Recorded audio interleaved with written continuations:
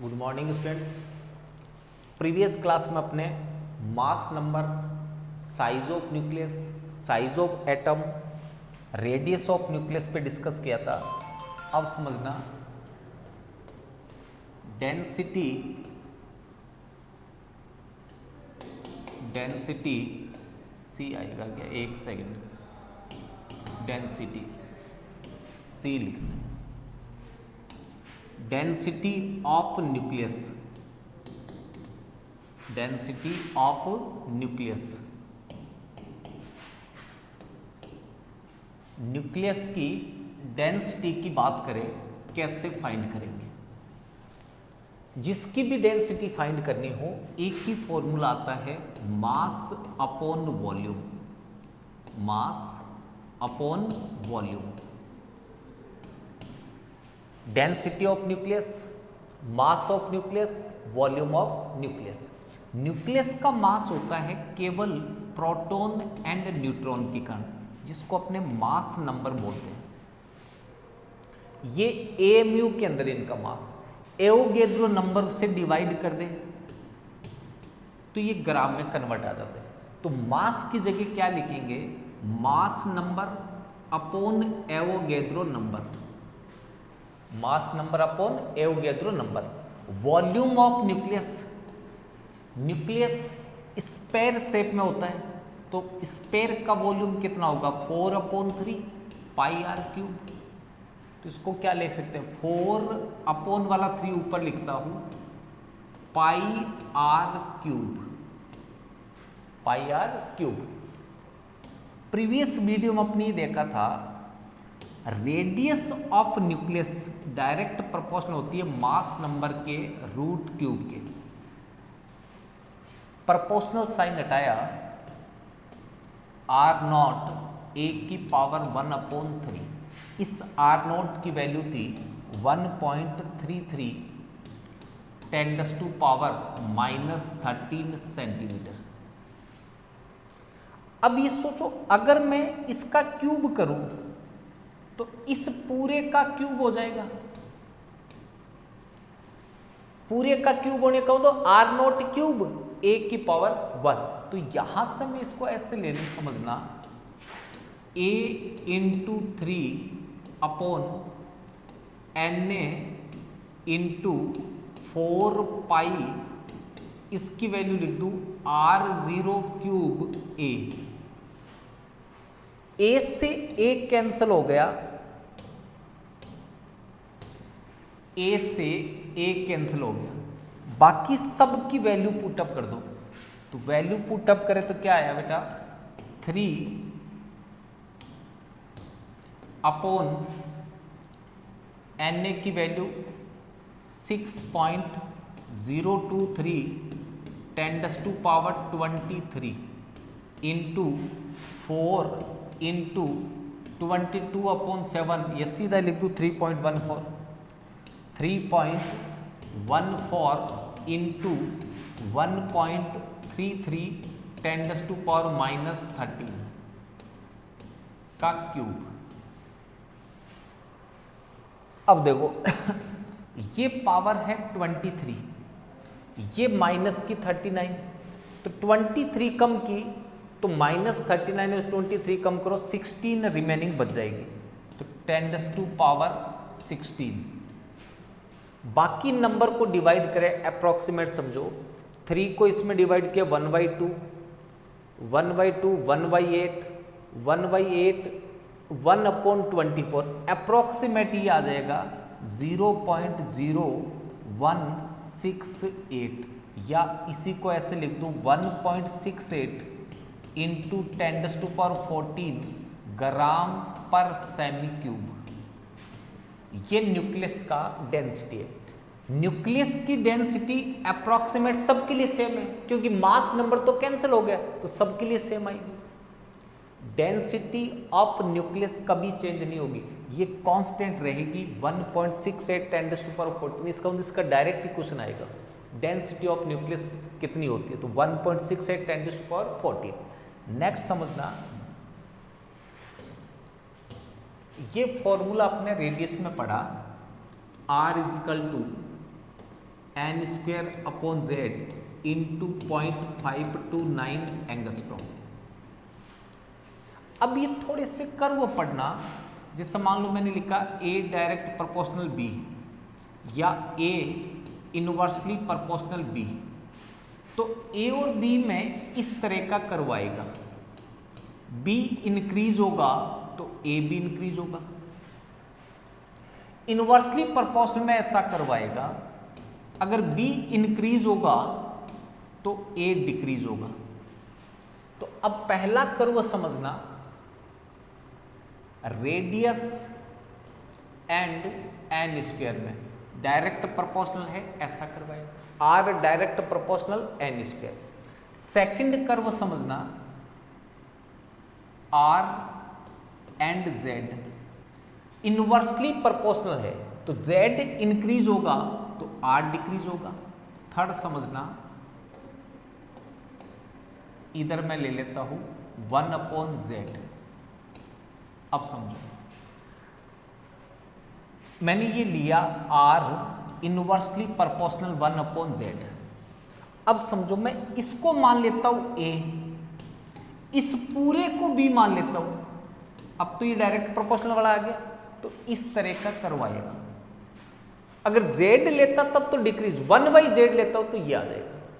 ऐसी अगर मैं वेलोसिटी की बात करता हूं, ये सारे फॉर्मूला आपके पढ़े हुए हैं बोर एटॉमिक मॉडल के अंदर।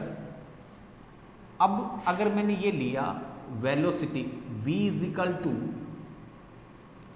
z upon n into 2.18 10⁻⁸ centimetre per second, sorry 1 minute.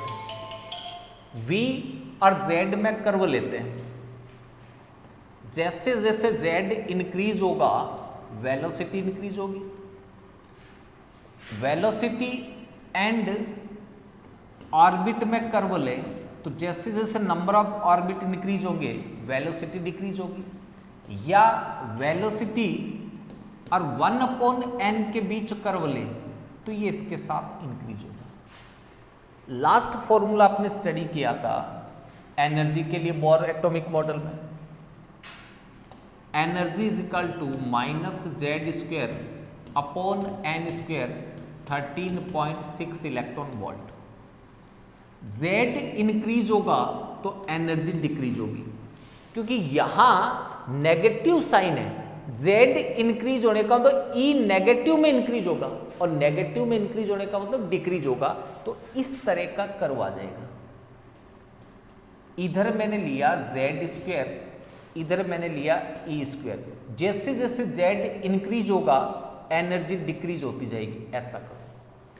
अगर मैं एनर्जी E² और n² की बात करूं, n इंक्रीज होगा तो एनर्जी भी इंक्रीज होगी। क्यों? क्योंकि n इंक्रीज होने से एनर्जी नेगेटिव में डिक्रीज होगी, जो इंक्रीज को रिप्रेजेंट करेगी। ये जो कर्व बनाए मैंने 5-7 कर्व, इन कर्वों को अच्छे से देख लो, आराम से पॉज करके देख लो, अच्छे से याद रखना है। कंपटीशन में आते हैं वैसे ये। नेक्स्ट समझना,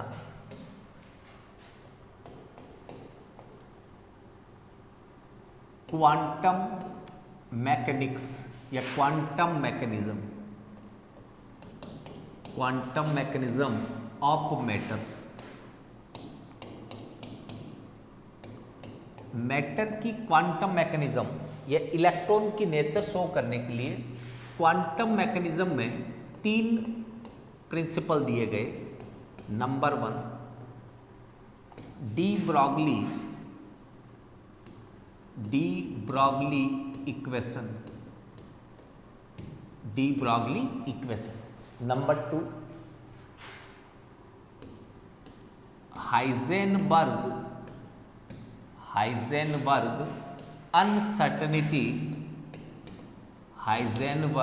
uncertainty principle. And third, Schrodinger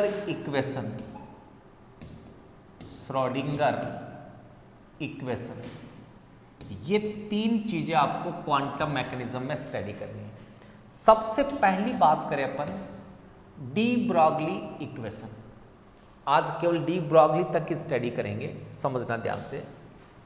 एक नंबर डी ब्रॉगली इक्वेशन, इसी का दूसरा नाम है dual nature of matter. Dual nature of matter मतलब जो मैटर पार्टिकल है, इलेक्ट्रॉन, प्रोटॉन, न्यूट्रॉन जो भी है, उनकी जो नेचर होती है वो दो तरह की होती है। एक तो वो पार्टिकल के फॉर्म में प्रोपेगेट होते हैं, पार्टिकल नेचर। दूसरा वेव नेचर, वेव के फॉर्म में प्रोपेगेट होते हैं। मतलब मैटर की दो तरह की नेचर होती है, particle nature and wave nature. जैसे अपने लाइट में पढ़ा था कि लाइट की कुछ प्रॉपर्टीज ऐसी है जो केवल पार्टिकल नेचर से शो होती है, कुछ प्रॉपर्टीज ऐसी है जो केवल वेव नेचर से शो होती है। तो सेम यही लाइट वाला वेव पे भी होगा। तो पहले मैं एक बार आपको फिजिक्स में आएगा आपके लाइट वाले के लिए बताता हूं। ड्यूल नेचर ऑफ लाइट और इलेक्ट्रोमैग्नेटिक वेव्स, ये सबसे पहले आइंस्टीन ने प्रपोज किया था 1905 में। किसने किया था? आइंस्टीन ने। ये आपके सिलेबस में नहीं है, बट इसको पढ़ लो, वो अपने आप आ जाएगा। प्लांक ने क्वांटम थ्योरी दी थी। प्लांक ने एनर्जी ऑफ लाइट बताई थी E = h/nu, equation number 1। Einstein ने एनर्जी ऑफ पार्टिकल बताई थी E = mc²। ये energy of light according to Planck है, ये अकॉर्डिंग टू आइंस्टीन है।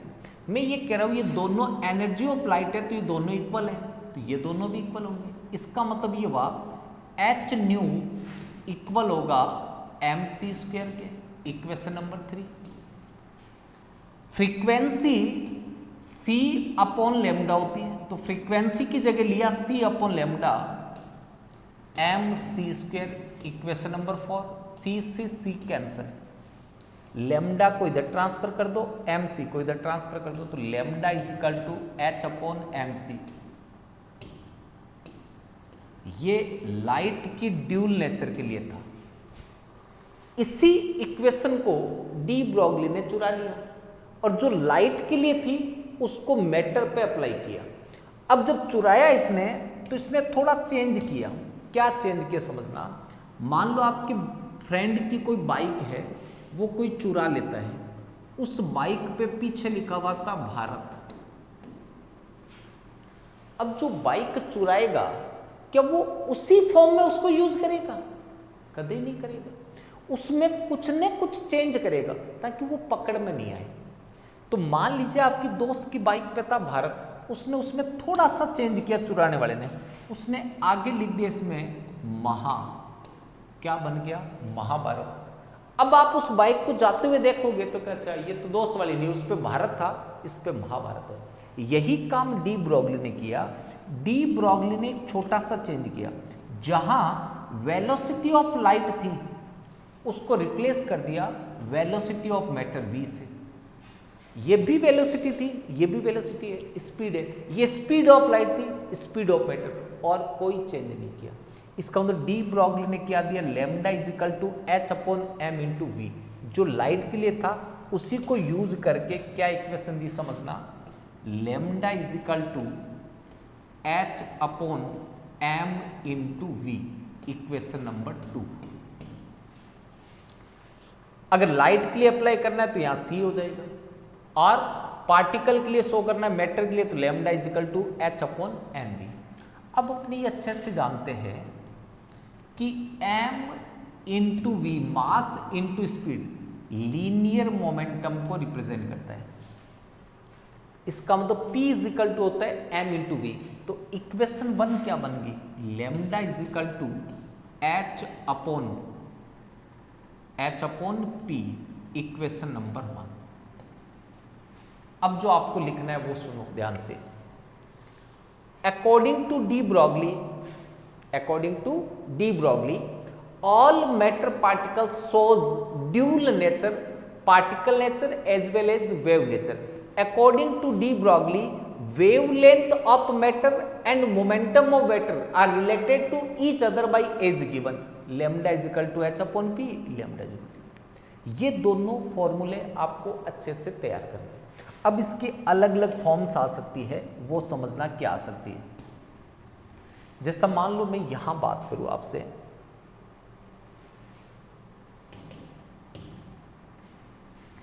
काइनेटिक एनर्जी इक्वल होती है हाफ mv²। तो v² किसके इक्वल आया? v² is equal to 2ke upon m। यहां से मैंने स्क्वायर रिमूव किया तो इस साइड में रूट लग जाएगा। अब देखो लैम्डा इज इक्वल टू था h upon m into V. v की वैल्यू ये वाली पुटअप कर दो, h अपॉन v की वैल्यू 2ke अपॉन m, ये तो v की वैल्यू है। इस m को बाहर से रूट के अंदर ले जाओ, यहां है m, अंदर जाएगा तो m², m से m कैंसल, 2ke m बच गया। तो इसको काइनेटिक एनर्जी के फॉर्म में s से ले सकते हैं, lambda is equal to h upon root 2m into K E. ये केवल कंपटीशन में आपके यूज आएगा, ये दो अभी 11th में याद करें। अगर मैं ये कहूं कि मान लो इलेक्ट्रॉन की बात करें, इलेक्ट्रॉन को v वोल्ट से एक्सीलरेट किया जाए तो जो उसका काइनेटिक एनर्जी होगी, काइनेटिक एनर्जी उसको रिप्रेजेंट करेंगे इलेक्ट्रॉन वोल्ट से। v क्या है? पोटेंशियल। E क्या है? Charge of electron. Charge of electron ESU में यूज करते हैं अपने। ESU कितना आता है? 4.8 इंटू 10⁻⁻10 ESU। इसको वोल्ट में कन्वर्ट करने के लिए 300 से डिवाइड करना है। 1 ESU या सॉरी 300 ESU 1 वोल्ट के इक्वल होता है, तो वोल्ट में कन्वर्ट करना था, 300 से डिवाइड कर दिया। अब अभी जो मैंने फॉर्मूला लिखा है lambda is equal to h upon under root 2 into m into K E की जगह ये वैल्यू पुटअप कर दो। h की वैल्यू होती है 6.023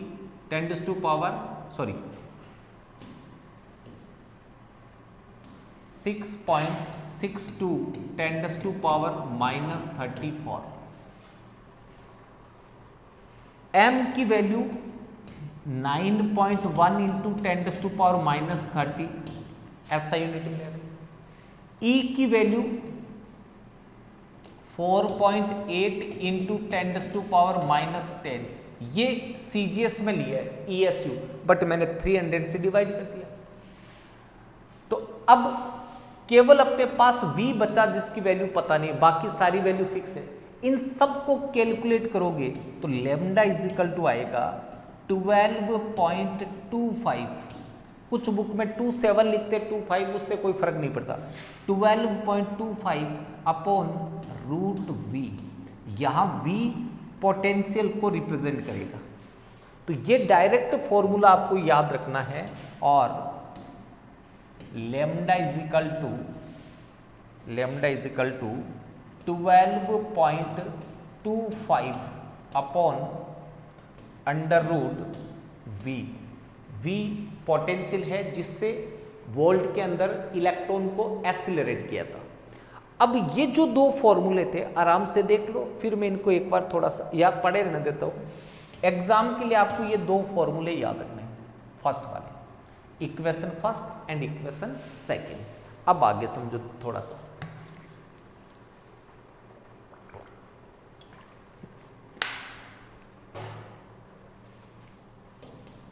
इस इक्वेशन को समझना, lambda is equal to h upon m into we.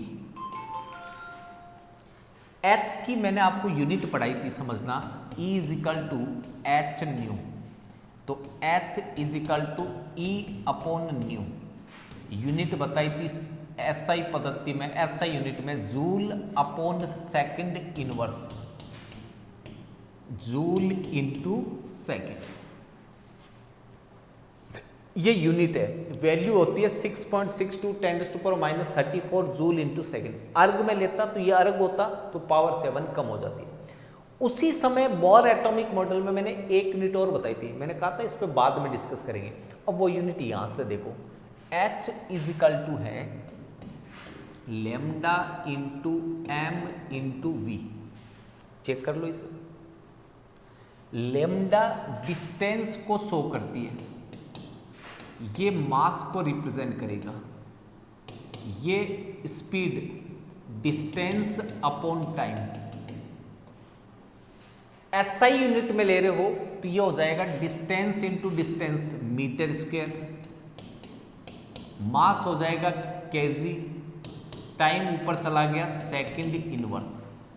इसमें तो 6.62 10⁻⁻34 जूल वाला है। एसआई यूनिट में सीजीएस में ले रहे हो तो ये सेंटीमीटर स्क्वायर, ये ग्राम, ये सेकंड में आ जाएगा। अब ऐसे समझना,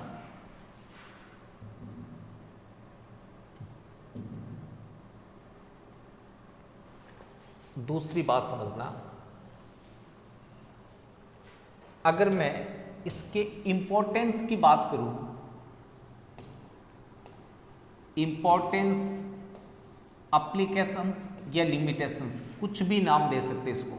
importance of de Broglie equation, importance of de Broglie equation समझो।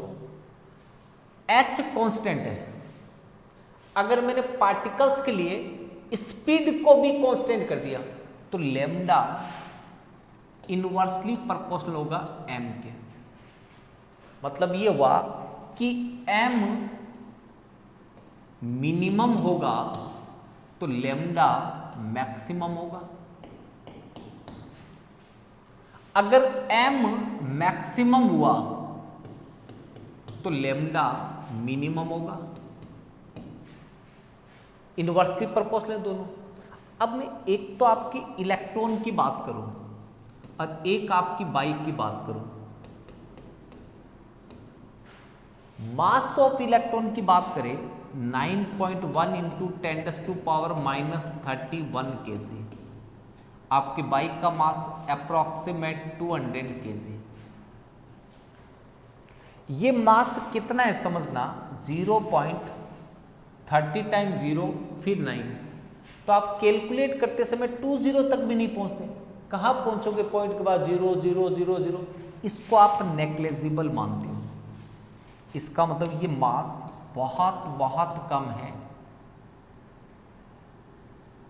इसको नेग्लिजिबल मान लिया। बाइक को नेग्लिजिबल थोड़ी मान सकते हो। आप अपने हाथ से मिलियन बिलियन इलेक्ट्रॉन को हाथ से ऐसे पकड़ के फेंक सकते हो, million billion electron, but bike एक भी नहीं फेंक सकते। अब देखो, इलेक्ट्रॉन के लिए मास मिनिमम है। इलेक्ट्रॉन के लिए इलेक्ट्रॉन की मास मिनिमम होगी तो लेमडा मैक्सिमम होगा। लेमडा मैक्सिमम होने का मतलब इस तरह की वेव बनेगी, ऐसे। ये लेमडा मैक्सिमम है। आपकी बाइक के लिए मास मैक्सिमम है तो लेमडा मिनिमम आएगा। इतना मिनिमम आएगा कि वेव नेचर फील नहीं होगी, ऐसे बनेगा, मतलब पता ही नहीं चल रहा लेमडा कहां बना। इसका मतलब ये हुआ कि फर्स्ट इंपॉर्टेंस की अगर मैं बात करूं तो ध्यान से समझना, this equation is applied only micro particles like electron, proton, neutron etc. and do not applied on large particles like train, bike, 4-wheeler etc. मतलब आप ये चाहते हो कि ऊंट गाड़े पे भी डी ब्रोगली इक्वेशन लग जाए, ऊंट गाड़ा भी ऐसे लहराते हुए चले, पॉसिबल ही नहीं। आपकी बाइक ऐसे पार्टिकल प्रोपेगेट होती है, ऐसे सीधी जाती है, कभी आपकी बाइक ऐसे गई है? नहीं गई। क्या कभी ट्रेन को आपने रेलवे लाइंस पे ऐसे चलते हुए देखा है, ऐसे वेव फॉर्म में इस तरह से? नहीं जाएगी। क्यों? क्योंकि उनका मास हाई है। जिनका मास हाई होगा उनका लेमडा मिनिमम होगा, लेमडा मिनिमम होगा, वेव नेचर शो नहीं होगी। इसका मतलब स्मॉल पार्टिकल्स के ऊपर अप्लीकेबल होगा। दूसरा समझना, ये पहला इंपॉर्टेंस है, अप्लाइड ओनली माइक्रो पार्टिकल्स। अब माइक्रो पार्टिकल्स में भी मान लो आपको ये दे दिया, जैसे क्वेश्चन दे दिया, electron, proton, neutron, hydrogen, hydrogen का दूसरा फॉर्म ड्यूटेरियम, ड्यूटेरियम होता है 1H2, ट्राइटियम 1H3, या अल्फा पार्टिकल 2He4 होता है। क्वेश्चन दे दिया इसमें कि इनके लिए लेमडा का डिक्रीजिंग ऑर्डर अरेंज करो, हाईएस्ट लेमडा किसका होगा, मिनिमम किसका होगा। तो पहले मैं इनकी मास लिख देता हूं AMU में। ये मास है 4 AMU, 3 AMU, 2 AMU, 1 AMU, 1, 1, ये इससे इतने टाइम कम है। ये AMU में लिए, ग्राम में लेते तो 1.67 10⁻24 ग्राम, वो पहले किया हुआ है। तो देखो इलेक्ट्रॉन का मास मिनिमम है तो लेमडा मैक्सिमम होगा, जिसका मास मैक्सिमम है उसका लेमडा मिनिमम होगा। तो मिनिमम लेमडा किसका होगा, अल्फा पार्टिकल, मैक्सिमम किसका होगा, इलेक्ट्रॉन का। सेकंड इंपॉर्टेंट समझना, इसको आराम से उतार लो रोक करके वीडियो। सेकंड पॉइंट समझो, इसने proved angular momentum, Bohr angular momentum mvr equal to NH/2π। ये बोर ने हाइपोथेटिकल लिया था कि angular momentum mvr equal to NH/2π होना चाहिए। इसको प्रूव किया था इसने। कैसे प्रूव किया समझना, ये मान लीजिए न्यूक्लियस के अराउंड इलेक्ट्रॉन रिवॉल्व करता है।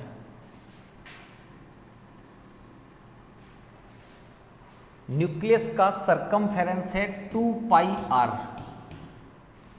2πr ये सरकमफेरेंस है। अब नंबर ऑफ वेव्स की बात करें कितनी बनती है जिससे वेव नेचर शो हो और सेम पाथ पे रिवॉल्व करता रहे। तो देखो ये वेव नेचर, यहां से electron as a wave move कर रहा है इस तरह से। तो देखो जिस पाथ पे फर्स्ट टाइम आया सेकंड राउंड भी उसी पाथ पे लगेगा, सेम पाथ पे वो रिवॉल्व करता जाएगा। इसमें नंबर ऑफ वेव्स कितनी बनी है वो काउंट करना। यहां से यहां तक 1 वेव, 2, 3 एंड 4। इसका मतलब यहां पे वैल्यू आई 4 लेमडा। क्या वैल्यू आएगी, 4 लेमडा। अब इसमें समझना,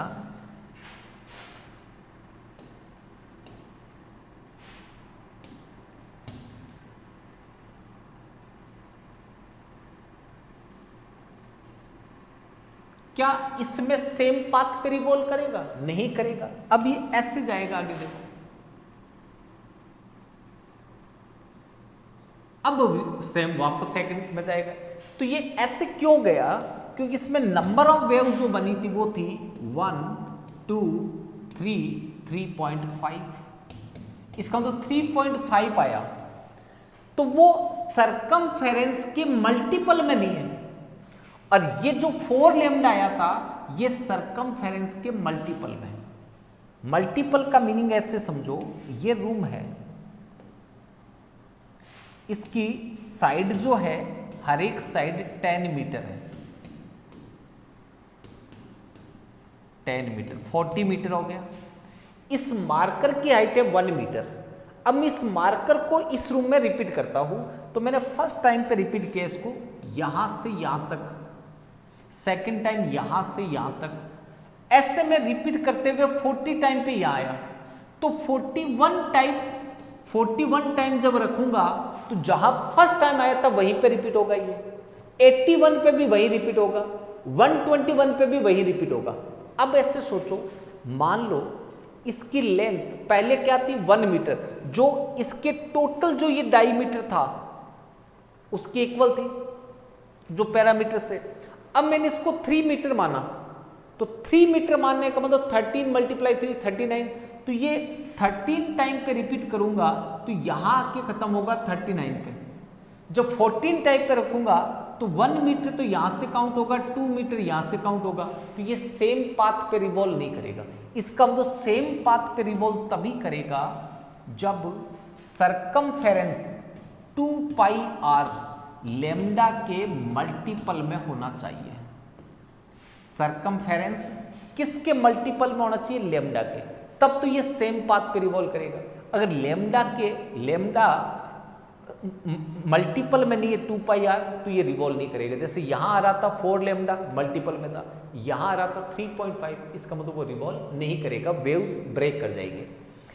अब इसमें देखो, इस फॉर्मूले से डी ब्रोगली ने बताया है लैम्डा इक्वल आएगा 2πr/n, इसको मैं इक्वेशन 1 मान लूं, और डी ब्रोगली ने बताया है कि लैम्डा इक्वल है h/mv के, इसको मैं इक्वेशन 2 मान लेता हूं। तो ये भी लैम्डा, ये भी लैम्डा, इसका तो ये दोनों आपस में इक्वल है। कौन इक्वल है? 2πr/n इक्वल है h/mv, इक्वेशन नंबर 3। इसको ट्रांसफर कर देता हूं इधर, 2πn को mv से रिप्लेस ट्रांसफर कर रहा हूं, तो क्या आया? इधर mv को इधर ले आओ तो mvr इक्वल, n को इधर ऊपर ले जाओ, nh 2π को अपॉन में ले आओ 2π, इक्वेशन नंबर 4। यही बोर एटॉमिक मॉडल में एंगुलर मोमेंटम था, mvr = nh/2π। इसको प्रैक्टिकली प्रूव किया था डी ब्रोगली ने। तो बड़ा कौन था? बोर, क्योंकि डी ब्रोगली ने तो एक्सपेरिमेंट से शो किया, उसने तो हाइपोथेटिकली बता दिया था कि इतना ही आएगा और एक्चुअल में उतना ही आएगा। तो जो बोर एंगुलर मोमेंट था उसको एक्सपेरिमेंटली प्रूव किसने किया? डी ब्रोगली ने। ये 2 इंपॉर्टेंस इसके अच्छे से आपको याद रखनी है। इस तरह से आज अपने क्या क्या पढ़ा है वो सारी चीज़ें आपको याद रखनी है। डी ब्रोगली इक्वेशन अच्छे से तैयार करना है, इंपॉर्टेंस अच्छे से तैयार करनी है। कल डी ब्रोगली के न्यूमेरिकल करेंगे और इन दोनों पे कल डिस्कस करेंगे। कौन सा था? ये हाइजेनबर्ग प्रिंसिपल। अच्छा, वो रब कर दिया होगा बोर्ड। कल अपन सेकंड बात करेंगे। अच्छा, इधर आ गए, ये आगे चले गए अपने हिंदी मीडियम पे।